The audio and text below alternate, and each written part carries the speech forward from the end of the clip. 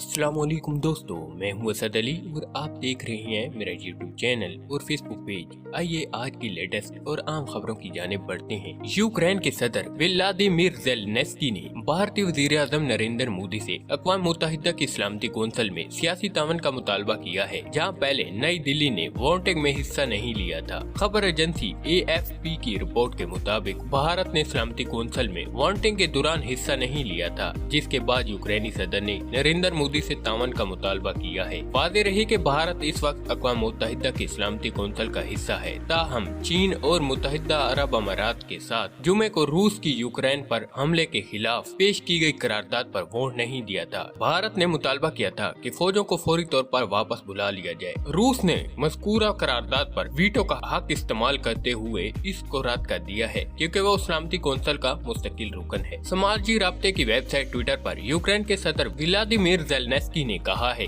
कि उन्होंने नरेंद्र मोदी से बात की और उन्होंने बताया कि 1 लाख से ज्यादा हमला आवर हमारी सरजमीन पर मौजूद हैं। उन्होंने कहा है कि मिलकर जारियत को रोकें। जराइम की दुनिया से एक और खबर आपकी पेशी खिदमत है। Anti narco tax force ANF ने इस्लामाबाद एयरपोर्ट पर कार्रवाई करते हुए हीरोइन स्मगलिंग की कोशिश नाकाम बना दी है। निजी टीवी ARY न्यूज ने जराये के हवाले से दावा किया है कि ANF ने खुफिया इत्तलात की बिना पर इस्लामाबाद एयरपोर्ट पर कार्रवाई की, जहां से 20 किलो हीरोइन पकड़ी गई है। मंशियात इंतहाई महारत के साथ गवर्नमेंट्स, क्राकरी और दस्तानों के कार्गो में छुपाई गई थी, जो कि कराची की एक कंपनी ने बरतानिया के लिए बुक कराया था।